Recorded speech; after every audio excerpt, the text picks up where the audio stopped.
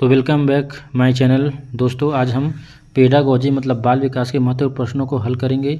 शिक्षक भर्ती हो या सीजी टेट हो, सी टेट हो, कई प्रकार की जो भर्तियां होती हैं उसमें बाल विकास के प्रश्नों को पूछा जाता है। तो महत्वपूर्ण प्रश्नों को हम सॉल्व करेंगे। पहला ही प्रश्न क्या है, बाल विकास का मुख्य उद्देश्य क्या है। तो बाल विकास पेडागोजी पढ़ाने का मुख्य उद्देश्य है बच्चे की शारीरिक, संज्ञानात्मक, भावनात्मक और सामाजिक वृद्धि करना। तो बी हमारा जो है राइट आंसर होगा। संज्ञानात्मक विकास, कॉग्निटिव डेवलपमेंट का संबंध किससे है। तो संज्ञानात्मक विकास का संबंध होता है सोचने, समझने और निर्णय लेने की क्षमता से। संज्ञानात्मक विकास का संबंध है ब्रेन के डेवलपमेंट से, ब्रेन के फंक्शन से। तो ब्रेन के द्वारा ही हम सोचते हैं, समझते हैं और निर्णय लेने की क्षमता रखते हैं। तो संज्ञानात्मक विकास का संबंध हुआ सोचने, समझने और निर्णय लेने की क्षमता। संज्ञानात्मक विकास का दो थ्योरी दिया गया है। एक दिया गया है जीन पियाजे के द्वारा, जीन पियाजे के द्वारा कॉग्निटिव डेवलपमेंट थ्योरी दिया गया, और लेओ वाइगोस्की के द्वारा क्या दिया गया है, सामाजिक सांस्कृतिक सिद्धांत भी दिया गया है। तो ये दो थ्योरी जो है संज्ञानात्मक विकास से संबंधित हैं। पियाजे ने बाल विकास को कितने चरणों में बांटा है। तो पियाजे ने कॉग्निटिव डेवलपमेंट थ्योरी दिया था, ठीक है, जिसमें उन्होंने बालकों के विकास को 4 चरणों में बांटा है। 0 से 2 वर्ष तक सेंसरी मोटर स्टेज, 2 से 7 वर्ष तक पूर्व संक्रियात्मक अवस्था, 7 से 11 वर्ष तक मूर्त संक्रियात्मक अवस्था और 11 से ऊपर अमूर्त संक्रियात्मक अवस्था। तो पियाजे ने बाल विकास को 4 चरणों में बांटा है और बताया है कि बालक जो संज्ञानात्मक विकास है एक असतत प्रक्रिया है। जीन पियाजे ही वे वैज्ञानिक थे जिन्होंने बच्चों को नन्हे वैज्ञानिक भी कहा था।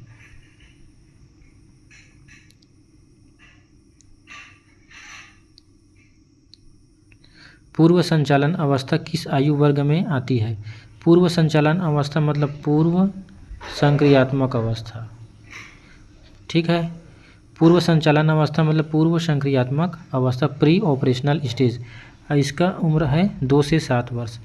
पहला जो है सेंसरी मोटर स्टेज है जिसे इंद्रिय गामक अवस्था भी बोलते हैं। तीसरा क्या है, 7 से 11 वर्ष मूर्त संक्रियात्मक अवस्था, और 11 से ऊपर है अमूर्त संक्रियात्मक अवस्था, एब्स्ट्रैक्ट ऑपरेशनल स्टेट।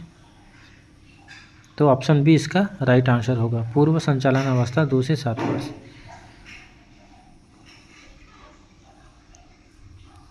बालक के विकास का पहला चरण कौन सा है। तो बालक के विकास का पहला चरण होता है शैशवावस्था, ठीक है। शैशवावस्था 0 से 6 वर्ष तक का होता है। बाल्यावस्था 6 से 12 वर्ष तक का होता है। किशोरावस्था 12 से 18 वर्ष होता है। 18 से ऊपर वाला प्रौढ़ावस्था में आ जाता है। तो बालक के विकास का पहला चरण कौन सा होगा, शैशवावस्था होगा। शिक्षा मनोविज्ञान का मुख्य उद्देश्य क्या है। तो शिक्षा मनोविज्ञान का जो मुख्य उद्देश्य है वो मुख्य उद्देश्य होता है छात्रों के व्यवहार को समझना। बी आंसर हमारा राइट आंसर होगा।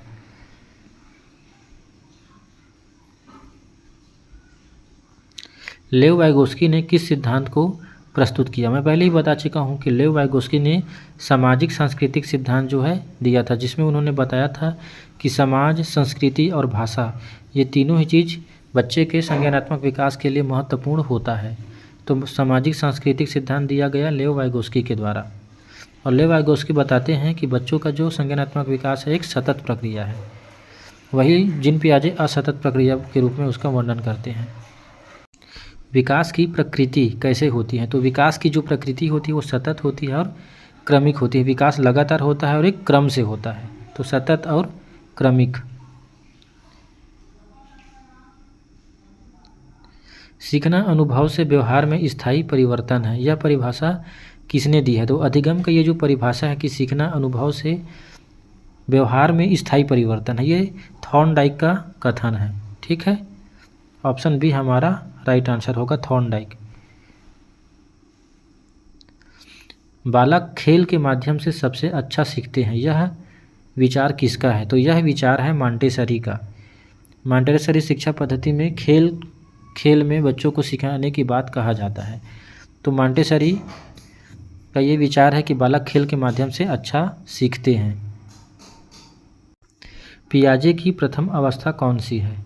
तो पियाजे की प्रथम अवस्था है संवेदी गतिजन्य अवस्था, जिसे सेंसरी मोटर स्टेज बोलते हैं, और उम्र होता है 0 से 2 वर्ष। पूर्व संचालन अवस्था 2 से 7 वर्ष। ठोस संचालन अवस्था 7 से 11 और औपचारिक संचालन अवस्था 11 से ऊपर। बालक की भाषा विकास की अधिकतम प्रगति किस अवस्था में होती है? तो सबसे अधिक विकास होता है शैशवावस्था में। ठीक है, भाषा संबंधी जो विकास है वो शैशवावस्था में तेजी से होता है।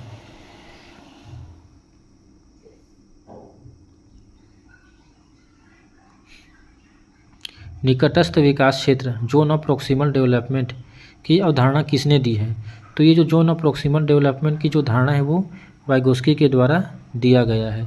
मान लो एक बच्चा यहाँ तक स्वयं से काम करने में कर लेता है, लेकिन यदि उसको मदद कर दिया जाए तो यहाँ तक वो काम कर सकता है। इसी को बोला जाता है जोन ऑफ प्रॉक्सिमल डेवलपमेंट। जिस व्यक्ति के द्वारा मदद किया जाता है बच्चे को सिखाने में, जैसे टीचर हो गया, उसके माता पिता हो गया, उस प्रक्रिया को बोला जाता है स्कैफोल्डिंग या पाड़, और इस क्षेत्र को बोला जाता है निकटस्थ विकास का क्षेत्र।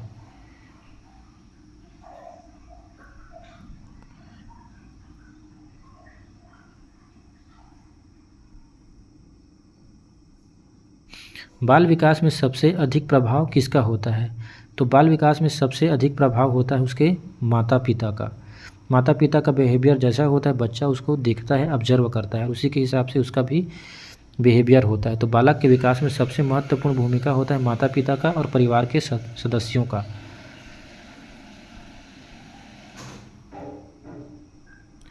विकास का सिद्धांत क्या कहता है? तो विकास का सिद्धांत क्या कहता है? तो यह जन्म के बाद रुक जाती है नहीं, विकास एक जीवन भर चलने वाली प्रक्रिया है। तो हमारा बी आंसर सही होगा। थार्नडाइक का सिद्धांत किस पर आधारित है? तो थार्नडाइक जो है प्रयत्न और भूल के सिद्धांत पर आधारित है, ट्राई एंड एरर पर।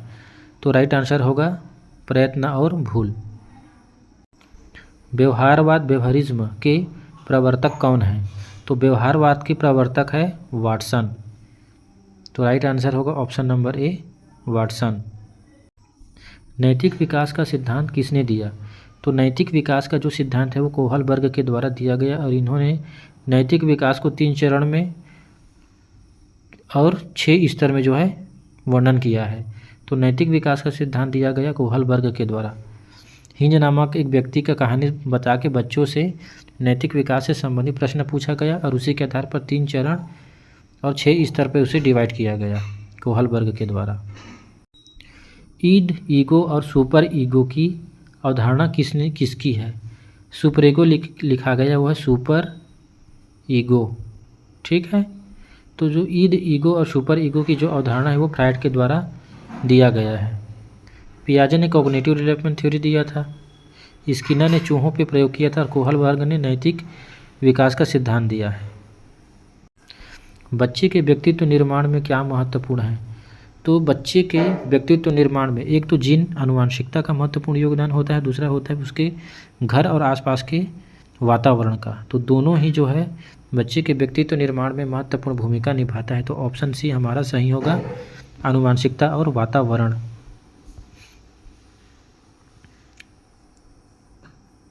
आत्मधारणा का निर्माण कब होता है? आत्मधारणा सेल्फ कॉन्सेप्ट का जो निर्माण है वो किशोरा अवस्था में होता है, 12 से 18 वर्ष की उम्र में।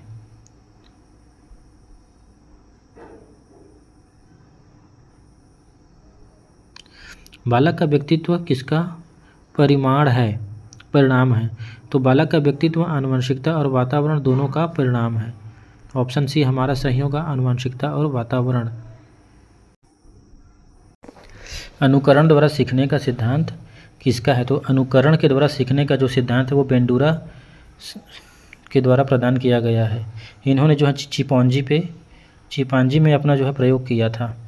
ठीक है, तो अनुकरण द्वारा सीखने का सिद्धांत बेंडूरा के द्वारा दिया गया। बालक की जिज्ञासा का सबसे अधिक विकास कब होता है? तो बाल्यावस्था में बालक जो है बहुत जिज्ञासु होता है। तो बालक की जिज्ञासा का सबसे अधिक विकास बाल्यावस्था में होता है।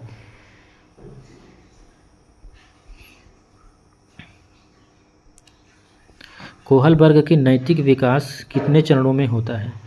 तो कोहलबर्ग ने नैतिक विकास का सिद्धांत दिया जो 3 स्तर में और 6 चरणों में होता है। राइट आंसर होगा ऑप्शन नंबर ए, 3 स्तर और 6 चरण।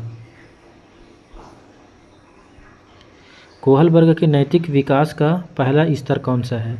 तो प्री कन्वेंशनल स्टेज, पूर्व पारंपरिक स्तर। कोहलबर्ग के नैतिक विकास का पहला स्तर है पूर्व पारंपरिक स्तर। ऑप्शन सी हमारा सही होगा।